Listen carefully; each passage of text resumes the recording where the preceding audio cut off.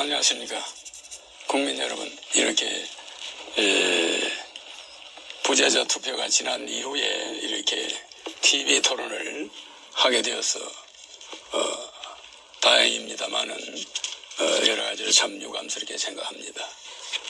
국민 여러분들이 우리 헌법에 보장되어 있는 국민의 5대 권리, 청구권, 평등권, 참정권, 사회권, 자유권과 그 5번째 있는 자유권에서 언론, 출판, 집회, 결사, 종교, 사상, 표현, 양심이라는 8대 자유가 보장되어 있음에도 불구하고 우리 대선 후보들에게 공탁금을 5억씩을 중앙선관위는 받고 실제 부재자 투표가 끝난 이후에 이렇게 출마를 하게 해주셔서 참 이건 문제가 좀 있습니다.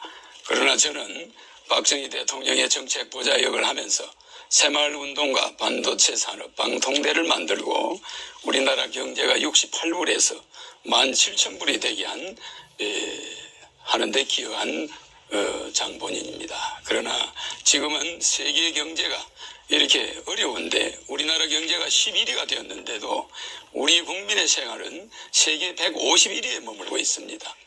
정치인들과 또한 특권층들은 유토피아를 누리고 있지만 국민들은 지옥에서 헤매고 있습니다. 시간이 중앙선거방송토론위원회 결정을 거쳐 최종적으로 확정됐습니다. 이제 첫 번째 토론을 시작하겠습니다. 네 후보께는 모두 8개의 주제로 나눠서 이제 공통 질문이 준비되어 있습니다. 그러면 첫 번째 질문부터 드리도록 하겠습니다. 답변 시간은 1분 30초입니다. 먼저 권력 구조 개편과 헌법 개정, 정치 분야에 관련된 첫 번째 질문입니다.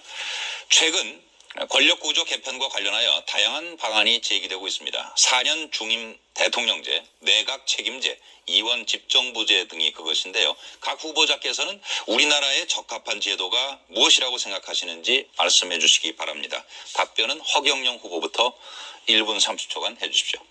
네, 우리나라 권력 구조는 근본적으로 지금 바꿔야 합니다.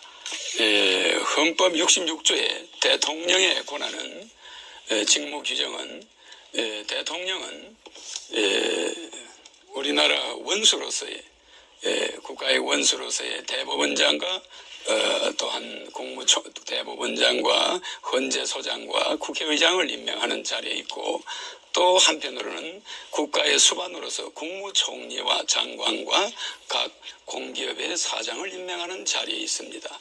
그런데 이는 국가의 원수 기능과 수반 기능을 동시에 가지고 있는 대통령은 정당에 소속되면은 헌재와 대법원의 모든 판결이 공정성을 잃습니다. 그렇기 때문에 우리나라는 앞으로 선진국으로 가려면은 정당 제도를 완전히 없애야 됩니다.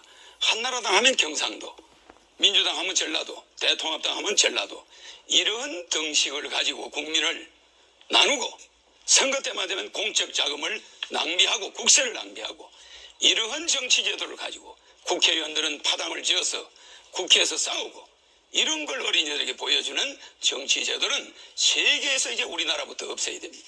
그래서 정당 제도를 폐지해야지 무슨 내각제다, 무슨 5년 중입니다, 4년 연임이다, 이따구 정치 제도 가지고는 대한민국은 바꿀 수가 없습니다. 네. 그렇기 때문에 나는 시간이 다 됐습니다. 정당 제도 폐지를 주장하는 바입니다. 다음 정근모 후보 말씀 잘 들었습니다. 오늘 제1주제인 정치 분야와 관련된 이제 두 번째 질문을 드리도록 하겠습니다. 해주시고요. 시간은 1분입니다. 질문 드리겠습니다. 지방자치제도는 민주주의의 근간입니다. 그러나 우리나라는 1991년 지방자치제도가 부활되었으나 지방분권, 재정자립 등 아직 많은 부분에서 부족합니다. 각 후보자께서는 지방자치 활성화를 위해 어떠한 대안을 가지고 계십니까? 하는 질문입니다. 답변해 주십시오. 네, 지방자치 활성화 대안에 대한 질문인데요. 이제 끝으로 허경영 후보 답변해 주십시오. 시간은 1분입니다. 저는 지자체 단체장 선거는 반드시 예산 낭비를 막기 위해서 폐지해야 합니다. 한나라당 사람이 서울시장이면 그것을 예산을 감시하는 시의원이 전부 서울 한나라당입니다. 부산 가면은 또 한나라당이 시장이면 그것을 감시하는 자가 그 사람의 소화에 있는 전부 그 한나라당 의원입니다. 호남에 가면 또 마찬가지입니다.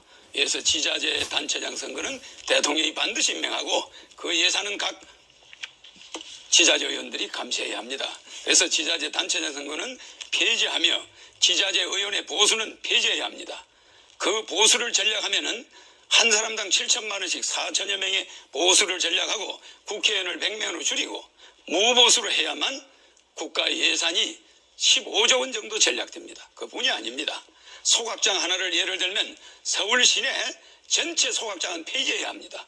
대도시 주민이 많은 곳에 수도권에 소각장을 만들어 놓고 네, 시간이 지나고 이제 있습니다. 지자체끼리 그걸 싸우고 있는데 예, 저는 잘 들었습니다. 변두리로 반드시 바꿀 것입니다. 네, 두 번째 토론 주제로 넘어가겠습니다. 알겠습니다.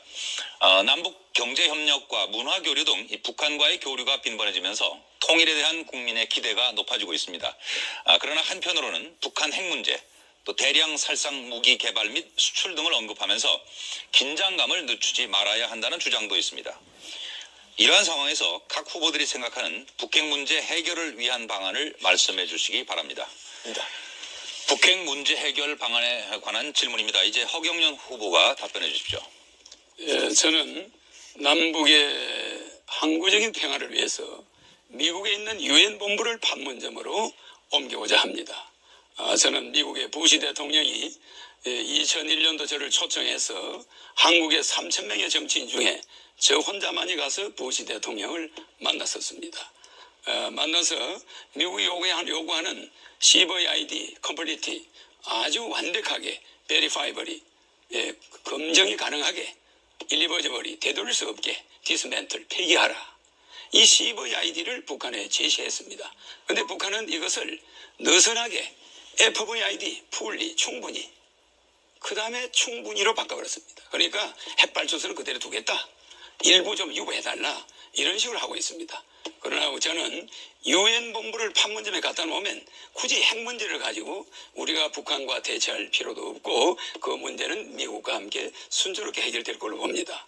중국이 앞으로 페리스토이크가 되어가면서 중국이 민주공화국이 대여섯개로 생기면서 중국이 공산주의에서 해방될 날이 멀지 않았습니다. 그렇기 때문에 우리는 몽고와 통일을 하면서 저는 대통령이 되면은 남북 문제를 지금의 대통령들이 하고 있는 것을 지속하면서도 앞으로 남북 문제를 다자간 안보 체제로 미국, 중국, 미국, 러시아, 일본과 공동체로서 북한을 대응하면서 경제 협력을 계속하면서 시간이 북한의 핵 문제를 해결해 나갈 것입니다. 다음 말씀 잘 들었습니다. 이어지는 질문 역시 북핵 문제 해결을 위한 대북 정책 통일 안보 분야 관련 두 번째 질문이 되겠습니다. 이번 질문에는 답변 시간이 1분이고요. 전관 후보부터 준비해 주십시오. 질문 드리겠습니다. 지난 10월 초 북한에서 남북 정상회담이 있었습니다.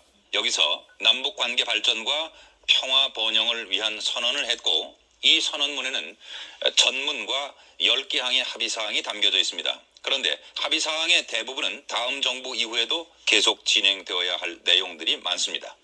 다음 정권에서 남북 정상회담 합의사항 승계에 대해 어떠한 입장을 가져야 하는지 말씀해 주시기 바랍니다. 네, 전관 후보부터. 그렇다 저렇다 할 문제는 아닌 걸로 판단됩니다. 이상입니다. 네, 주어진 시간이 남았는데 더 하실 말씀 없으신 거죠? 예, 더 없습니다. 그러면 남북 정상회담 합의사항 승계 문제에 관해서 허경영 후보가 이제 답변하실 차례입니다.